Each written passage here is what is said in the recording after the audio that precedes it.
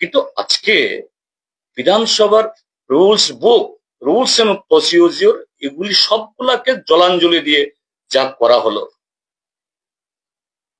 আমরা সিপিআইএম এর প্রতিবাদে এই সেশনের পুরো বাকি দিবসগুলো আমরা বয়কট করছি।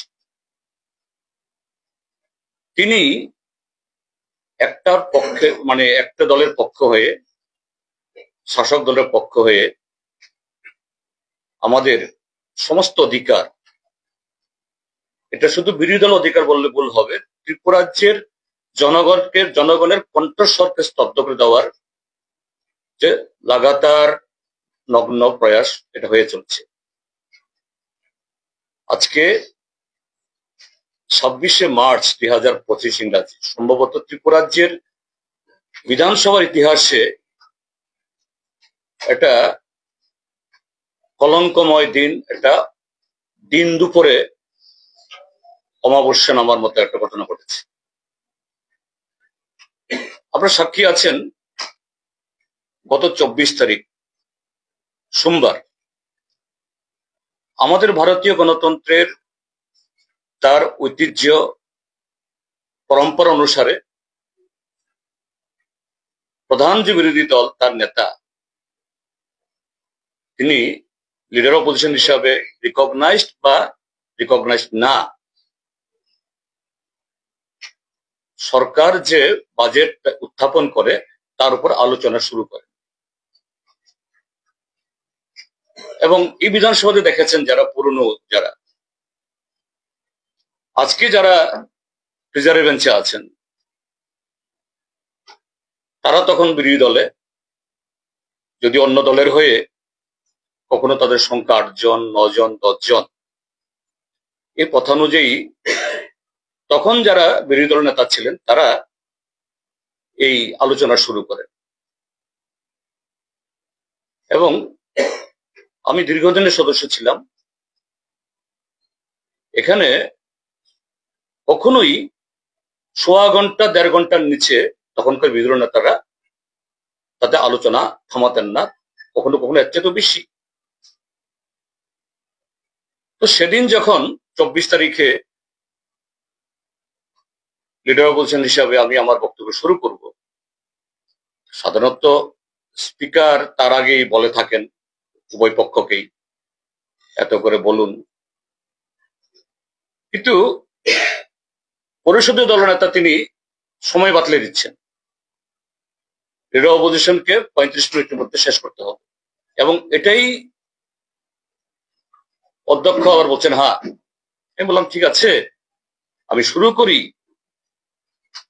অতীতে আপনি যখন স্পিকার মহোদয় বিরোধী দলের সদস্য হিসাবে যত সময় নিতেন, তখনকার বিরোধী দল নেতা যত সময় নিতেন, নিশ্চয়ই তার চেয়ে বেশি নেব না, কমই নেব। কিন্তু সেদিন যখন আমি শুরু করলাম, 22-23 মিনিট না যেতেই প্রথম শুরু হলো পয়েন্ট অফ অর্ডার। আরে জেনারেল ডিসকাশনে পয়েন্ট অফ অর্ডার কি? আমার বক্তব্যে যদি কোনো ভুল থাকে, ভুল তথ্য থাকে, আমি নিজেও বললাম ঠিক আছে, আপনি খণ্ডন করুন, আমি শুনবো। এরপর আর কয়েক মিনিট যেতে না যেতেই সেখানে স্পিকার বললেন যে আপনার সময় শেষ, আপনাকে থামতে হবে। এই বললাম মাননীয় স্পিকার যে আপনি তো নতুন নন, আপনি পুরনো। তিনি শুনলেন না। এরপর একটা সময়তে এমন অবস্থা হলো, রিজার্ভ বেঞ্চ থেকে বলা হলো আপনারাই বলুন আজকে।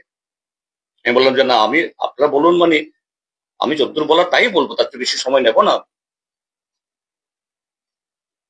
এবং হ্যাঁ, সব মিলিয়ে আমি হয়তো বা 50-55 মিনিট বলেছি, কিন্তু তার প্রায় 1/3 সময় ডিসরাপ্টেড। রিজার্ভ বেঞ্চের তরফ থেকে নানা ধরনের কটূক্তি, হল্লা, চিৎকার, point of order, even chair থেকেও নানাভাবে। একটা সময় তো মাইক বন্ধ করে দিয়ে দিল। স্বাভাবিক একটু আমার গলার স্বর চড়েছে একটু, এটা হওয়ার স্বাভাবিক। তারপর আমি বসে গেলাম, ঠিক আছে আর তো পরিবেশ নেই। এরপর আরো বলুন। ঠিক আছে, আমি একটা কথা বলে আমি শেষ করব, শেষ পয়েন্ট যুক্ত করব, যে এই সরকারের সময়তে অনিয়ম, দুর্নীতি বা কেলেঙ্কারি এটা কোন পর্যায়ে উঠেছে বিস্তারিত বলার তো সুযোগ নেই, এবং আপনারা ধৈর্য ধরবেন না এটা শোনার জন্য। একটা উদাহরণ শুধু আমি দিচ্ছি। এই হাউসের একজন মাননীয় সদস্য, তিনি কদিন আগে অন ক্যামেরা বলছেন যে আমরা বিপিএল পরিবারের লোক, গর্বিত এর জন্য। বিপিএল মানে তার মধ্যেও সবচেয়ে যিনি মানে কি বলে অতি অতি গরিব। দেখা গেল এই সেদিন সেই পরিবারের একজন সদস্য, তিনি নাকি এই বছরের হাইয়েস্ট ট্যাক্স পেয়ার, সর্বোচ্চ করদাতা, মুখ্যমন্ত্রীর হাত থেকে পুরস্কার নিচ্ছেন সরকারি একটা ফাংশন থেকে। তো যে পরিবারের সদস্য বলছেন, সেদিনও তো তারা বিপিএল ছিলেন এবং বিপিএল হিসেবে গর্ববোধ করেন। স্বাভাবিক, বিপিএল হলে তো তিনি তার অধিকার নেই তা নয়, বিপিএল হওয়াটা কোনো অপরাধ না, কোনো পাপ না। কিভাবে হলো এই যে মিরাকুলাস যে তার উত্থান, যদি ক্ষমতার অপব্যবহার না হয়? তার উৎস কি? ত্রিপুরার যে দুর্নীতি এবং এই সরকার, এটা যে সমর্থক, এটা যে একটা কমিশন রাজ সর্বত্র, পঞ্চায়েত থেকে মহাকারণ। এবং দেখলাম, আমি কারোর নাম উচ্চারণ করিনি, আপনারা দেখেছেন, একজন মন্ত্রী তেরে উঠলেন, ঠিক যেন ঠাকুর ঘরেকে কলা খাই না, সে প্রবাদ অনুসারে। আর পরিষদ দলের মন্ত্রী এই কথা বলে আপনি আপনার জাত চিনাইছেন। আরে এটা কোন ধরনের? একজন সিনিয়র মোস্ট মিনিস্টার কাছ থেকে আমি আর কথা বাড়াইনি, আমরা প্রতিবাদ করে আমরা বেরিয়েছি সেদিন। তো গতকাল মঙ্গলবার আমরা ভাবলাম, ঠিক আছে, উত্তেজনার ইয়েতে সিনিয়র মোস্ট মিনিস্টার কথা বলে ফেলেছেন, তিনি নিশ্চয়ই তার একটু মানে বিলম্বে হলেও একটু বোধোদয় হবে, তার চিত্ত একটু বৈকল্য হবে। মাননীয় স্পিকারকে বললাম বিনয়ের সাথে, আমাদের এই ডেপুটি লিডার তিনি উত্থাপন করলেন অত্যন্ত মিষ্টি ভাষায় বিনয়ের সাথে, যে স্যার এই হয়েছে, এভাবে তো একটা হাউস কলঙ্কিত হলো, এটা কারোর জন্যই শুভকর না, তাকে বলুন এটা উদ্র করতে। আমরা কোনো বলিনি তাকে শাস্তি দিতে হবে, তাকে সাসপেন্ড করতে হবে। উল্টা কালকে বলছেন আবার কিস্তি খেওয়ার করে। বলেছি, ঠিক বলেছি, তো তা নয় সমাজ বিরোধীদের ভাষায় যে মেলার মাঠে ঢুকিয়ে দেব, বিধানসভা থেকে বলতে পারে? সেদিনও বলেছেন, কিন্তু অগত্যা কি করবো, বিচার পাচ্ছি না, বিচার পাইনি। কালকে এখানে এসে আমি প্রিভিলেজ পোর্শন মুভ করলাম, এবং আমি জানি যে এই হাউস যেভাবে চলছে আমরা দেখছি, আমি গত 2 বছর এখানে যা খুশি হয়, যা খুশি হতে পারে, এটা মাথায় রেখেই রিসিপিয়েন্ট ডিসপাসে একদম টাইম লিখিয়ে নিয়ে আসলাম। এবং এরকম কোনো চিঠি জমা পড়েছে কিনা গতকাল বা তার আগের দিন যিনি ক্লার্ক তার কাছ থেকে, কারণ যে কোনো অফিসে রিসিভ এন্ড ডিসপাস হলো অফিসিয়াল প্রুফ। কি অভিযোগ পেয়েছেন, কি সাজেশন পেয়েছেন, এখন বাইরে কারোর পকেটে, কারোর থলিতে কি দিল, কবে দিল, এটা গ্রাহ্য হয় না। আজকে দেখেছেন মাননীয় স্পিকার তিনি বলছেন আমি দুটো প্রিভিলেজ পোর্শন পেয়েছি। তার একটা হলো পরিষদ দলের মন্ত্রী, যে সোমবারের ঘটনা ত্রিপুরাজ্যের প্রায় সব কটা প্রিন্ট মিডিয়াতে সমস্ত কেবল চ্যানেলে প্রকাশিত হয়েছে, হুবহু ইনটু টু,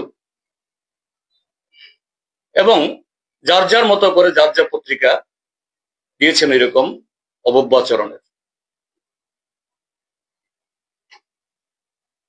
আজকে উত্থাপন হলো যে দুটো পেয়েছি, এবং প্রথমটা পরিষদ দলের মন্ত্রীর, সেটা কি একটা পত্রিকা এই লিখেছেন এতে তার সম্মানের ব্যাঘাত হয়েছে, সম্মানহানি হয়েছে, আরো নানা কথা বললেন। এবং এটা করে এই দ্বিতীয়টি, যেহেতু একটা সেশনে দুটো পোষণ নেওয়া যায় না, একটাই দিতে হবে, কাজে দ্বিতীয়টি বাতিল। আমি আপনাদেরকে বলছি কিভাবে হলো। গতকাল আমার এই প্রিভিলেজ পোর্শনের পর থেকে তাদের টনক নড়ছে। গতকাল সেশন শেষ হওয়ার পর এই বিধানসভার ভেতরে কাল রাত 10টা অব্দি এই জালিয়াতি হয়েছে। যেভাবে হোক আমি যখন জানতে পারলাম, দেখুন আপনাদের কাছে সেক্রেটারির কাছে সন্ধ্যা 7টা 58 আমি ফোন করেছি, অনেকক্ষণ রয়েছে, সেক্রেটারি ফোন তুলেননি। রাত 10টার উপরে এই অফিস খোলা ছিল। তখনই এখানকার যে এই অডিও ভিজুয়াল যারা চালান, অপারেটর, তাদেরকে ডেকে ধমকিয়ে যারা লেখান, সমস্ত বয়ানগুলো লিখতে হবে তার মতো করে, এবং যতটুকু এটাকে ডিস্টর্ব করা যায়। এবং রাত্রেবেলা বসে এই যে আজকে 1 নম্বরে অভিযোগ পেয়েছে বলে যেটা শোনালেন, আজকে এটা শোনানো হলো। আমার বক্তব্য হলো, ভুল হতে পারে, অপরাধ হতে পারে, অপরাধীরা করে, যারা এরকম অপরাধ করে নিচ্ছে অপরাধ, কিন্তু তার চেয়ে বড় অপরাধী হলো এই অপরাধীদেরকে আড়াল করার জন্য যারা এরকম যে অনৈতিক ভাবে ম্যানিপুলেট করে একটা ক্লাইম্যাক্স তৈরি করে করেছে আজকে এই ত্রিপুরা বিধানসভাতে হয়েছে। এবং দুর্ভাগ্যের চেয়ার থেকে কিভাবে মেলাইন করা যায় বিরোধী দল, আমি দেখেছি। আমি 20শে মার্চ 2024 আমি বিরোধী দল নেতা হিসাবে শপথ নিয়েছি। আমার এই অ্যাপয়েন্টমেন্ট পেতেও চিঠি দেওয়ার পরও প্রায় 2 সপ্তাহ বাদে এই না সেই না এই, আরে সাধারণত নিয়মটা কি? প্রিন্সিপাল অপোজিশন যখন চিঠি দেয় স্পিকার গ্রহণ করবেন, সেই ক্ষেত্রেতেও তালবাহানা। এটা বাইরে বলার কথা, আজকে বলতে বাধ্য হচ্ছি। প্রায় 2 সপ্তাহ বাদে অ্যাপয়েন্টমেন্ট হলো, গাড়ি দেওয়া হয় না। এরপর একদিন সেক্রেটারি গাড়ি দিল আমার পিএস কে, মুখ গাড়ি। উইদিন আওয়ার এই গাড়ি তুলে নিয়ে গিয়ে চিফ হুইপের 2টো গাড়ি থাকা সত্ত্বেও 3য় নম্বর গাড়ি দিয়ে দিল। আমার গাড়ি নেই, একটা ভাড়া গাড়ি দিয়ে পাঠানো হলো। এর সাথে আমার স্টাফ, স্টেশনারিজ এগুলি পাওয়ার ক্ষেত্রে কত ধরনের তালবাহানা, অর্থাৎ বিরোধী দলকে যতটুকু নেগলেক্ট করা যায়।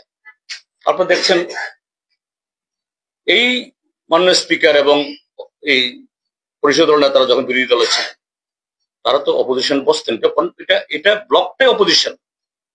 ত্রিপুরা মথা যখন এখন অপোজিশন পার্টি না, তারা শাসক দলে, কিন্তু অটোমেটিক সিপিআইএম বিরোধী দলের মর্যাদা পাওয়ার পর এই রুম পাওয়ার কথা দেওয়া হলো না।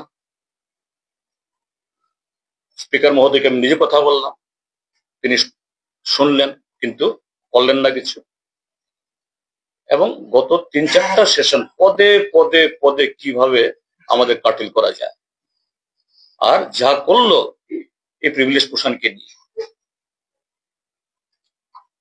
অর্থাৎ অপরাধী তো অপরাধ করেছে নেই, তার চেয়ে বড় অপরাধ আজকে এই বিরোধী দলের যে ঘুরিয়ে দেওয়ার সমস্ত রকমের আক্রমণ হচ্ছে।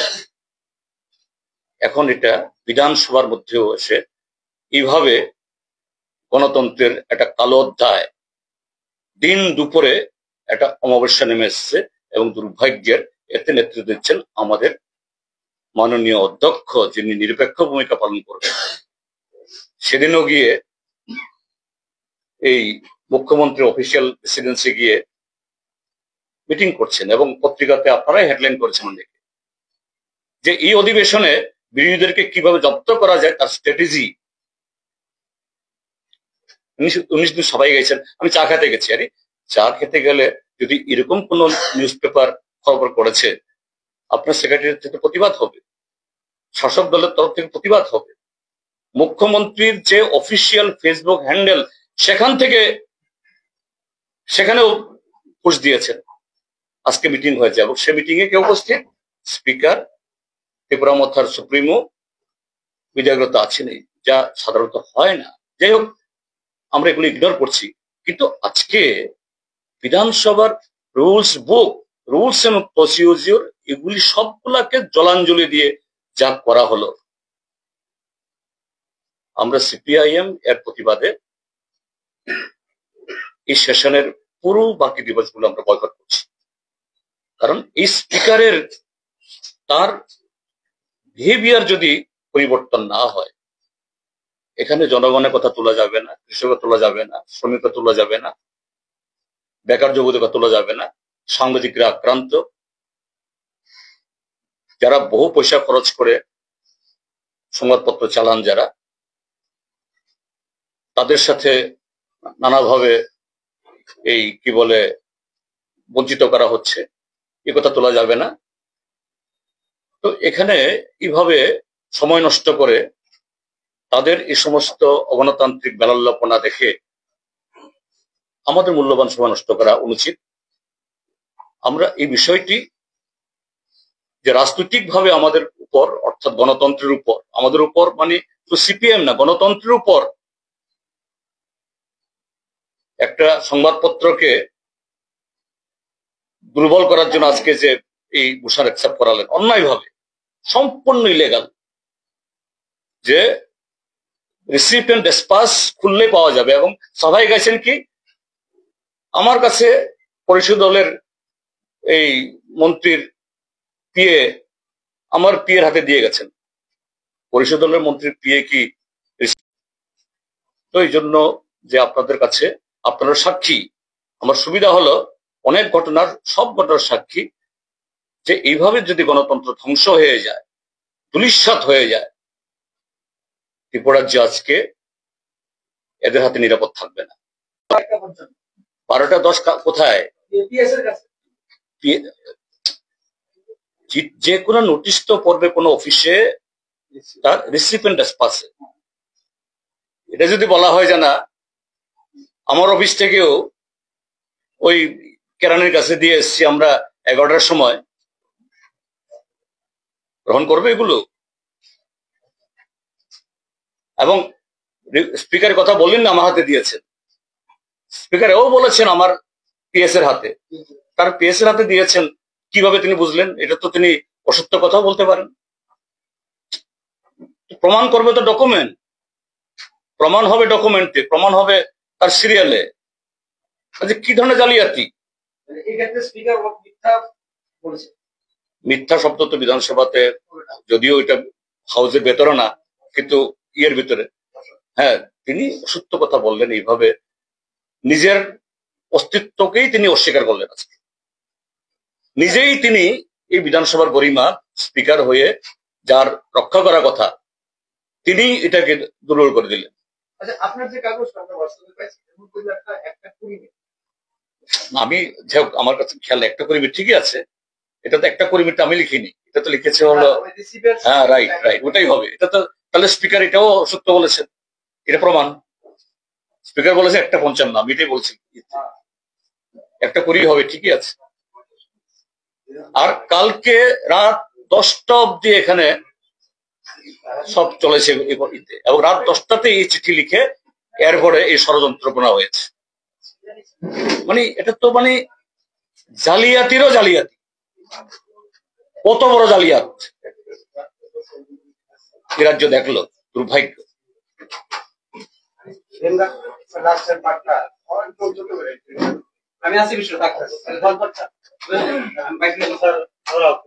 ঠিক আছে নাইদি ই এসেম্বলিও জানি সিবিন